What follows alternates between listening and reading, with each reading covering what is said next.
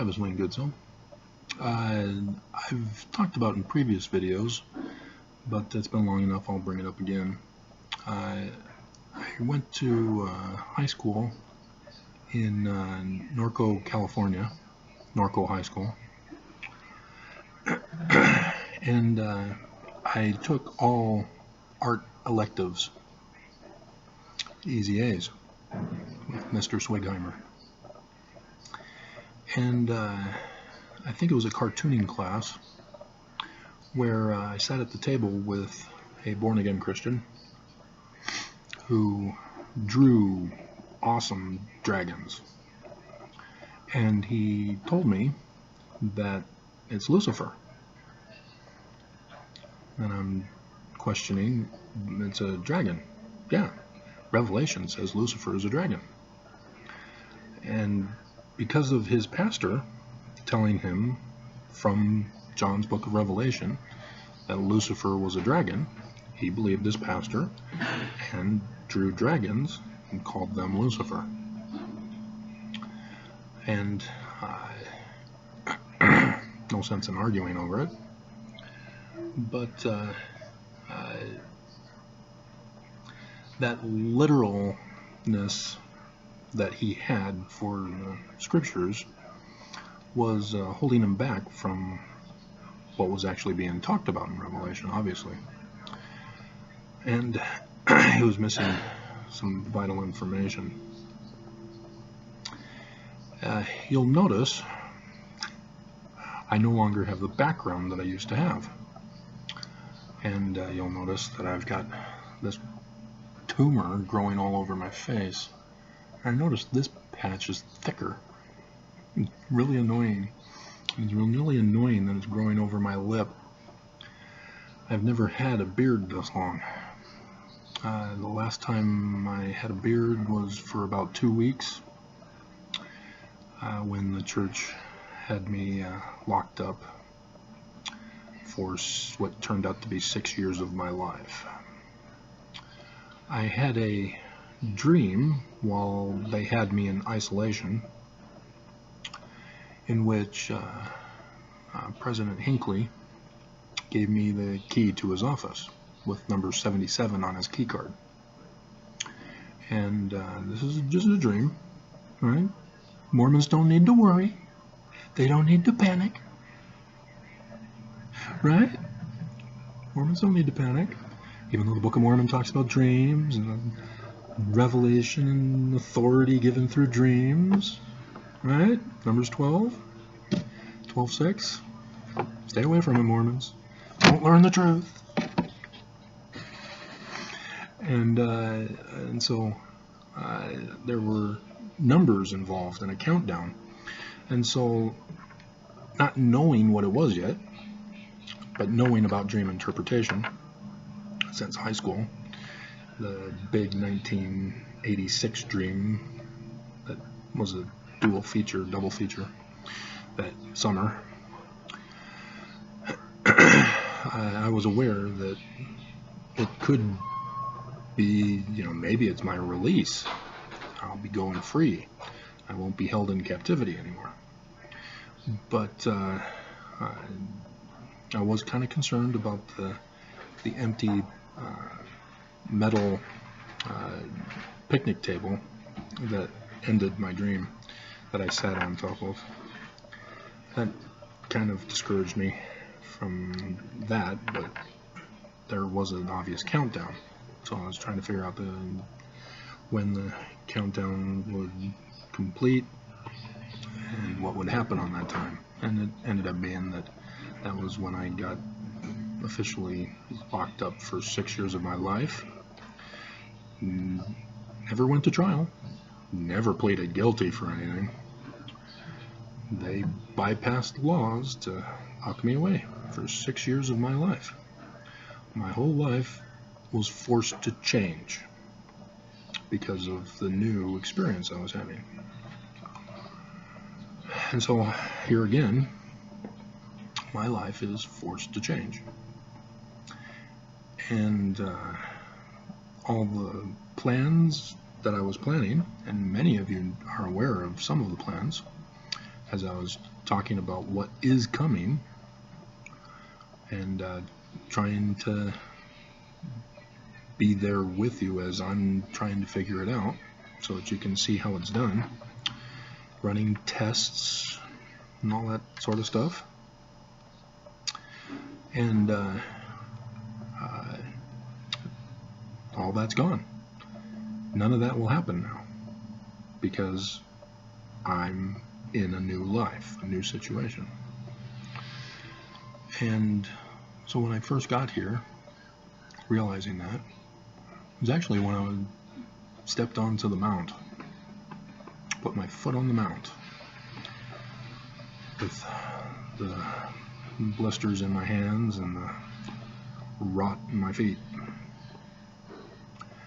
that I realized a new way of interpreting things. And so I started out here trying to figure out what the new path would be, until some of the old planning was made available again, and it still is. And so that got me very curious as to what's coming up. But other than, I think it was yesterday, in yesterday's batch of videos, that I did a Sign in the Heaven video for you. And so I tried to explain it as I went along in the video, but Revelation 12:1, that's what I use as my test. And because it turned out to be true for the date in Revelation, the dates in Revelation, and I know that it will be true for chapter 19, as that's the big one. You have the start, birth, and the death finishing in 2024 that John is giving us. And he tells us where in the world it would occur with chapter 19, because it can only occur in one place in the world. So,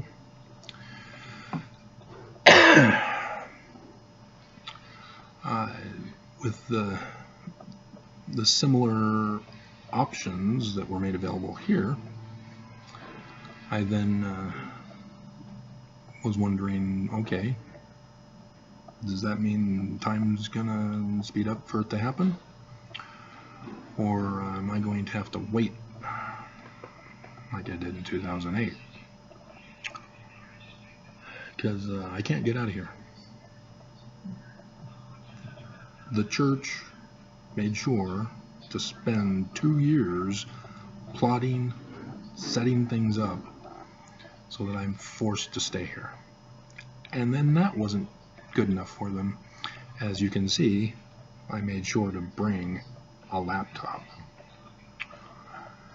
They weren't counting on that. And so, yeah, oops, YouTube let some videos slip, and I got hundreds of views and a couple of 1,000 plusers in 3 days.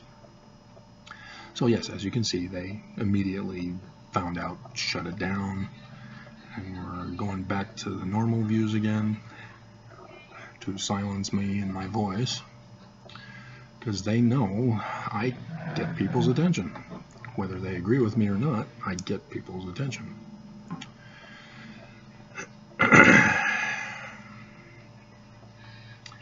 And for Mormons, and it's the same for Christians, but I focus with Mormons, that you can't believe in Jesus and Roman Emperor Constantine at the same time. They both can't be real. Only one can be real, if any at all. And we have multiple documented evidences and forensic evidences for the existence of Emperor Constantine, which means Jesus is not real. It's that simple. And it doesn't stop Mormons, like it doesn't stop Christians, from continuing to believe that Jesus is real. And they don't care about Constantine, even though he's the founder of Christianity. They refuse to accept that. Just like Mormons refuse to accept that Joseph Smith started a Jewish church rather than a Christian church. It's right there in the first vision, guys. We all have been deceived to miss it, as we are not told what a creed is of Constantine.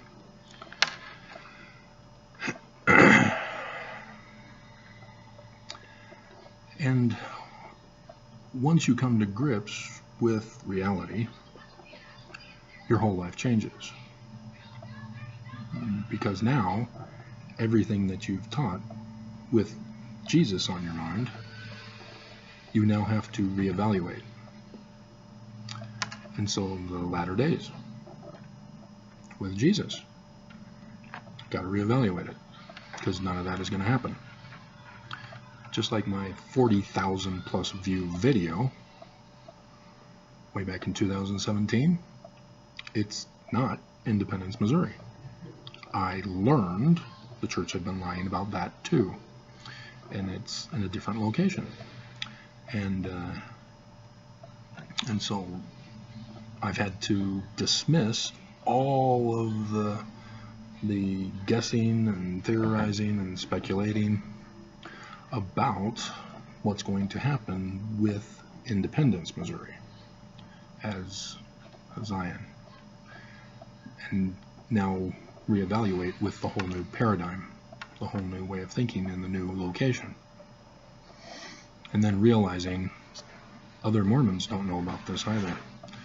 And so it's going to be even tougher now to not only convince Mormons that the church is false, to convince Mormons that we're not going to Independence.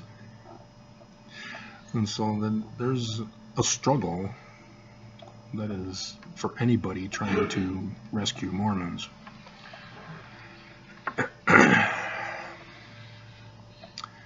But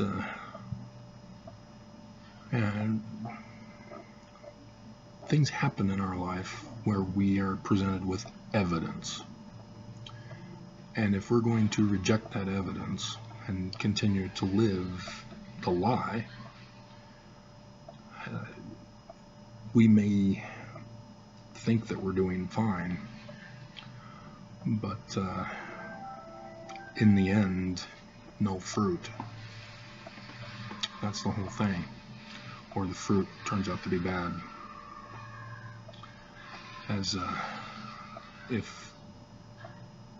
Because the church isn't true, therefore what they are telling Mormons to do is causing them harm, because they're lying to us.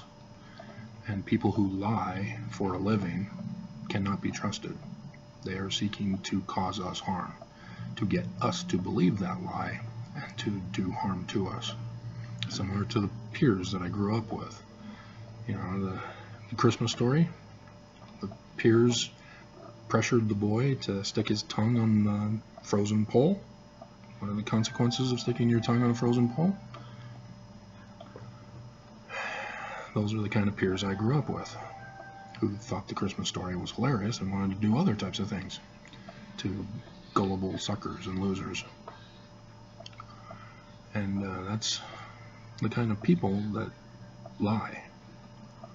And when you come to realize this, then you are horrified with the shock to you get a faith crisis, because you weren't looking for the truth, and it was all of a sudden thrust upon you that the prophets are literally trying to murder you, like they've been trying to murder me. They don't love. What they claim as love is hate. The religious freedom, we saw it in the Arizona bill, to be exempt from the law. So when they talk about, oh yeah, we follow the law, they lie. It's in the Arizona bill. That's evidence. They made sure to put in the Arizona bill that religious freedom is exempt from following the law. So when they tell you things, you know they're lying, because there's evidence of it. And they lie for the sole purpose of seeing how many people they can sucker and get them to pay them money. Because Malachi says the tithing is supposed to be for the poor. It goes into a storehouse, which has got food and drink, and that's for the poor.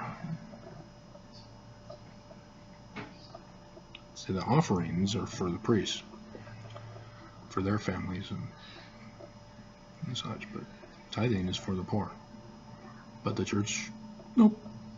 They have a separate thing called fast offerings that had to be added in.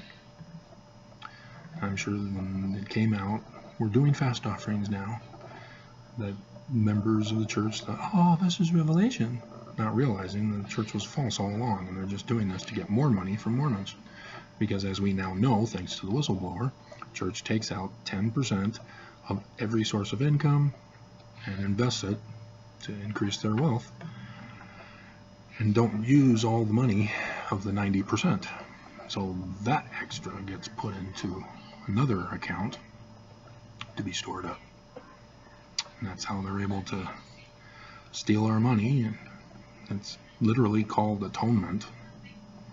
We have to pay reparations to the church, and they claim it's Jesus that we're giving reparations to, when we are told in scriptures that Jesus paid the price for us so that we don't have to, so that it can be free to be in church.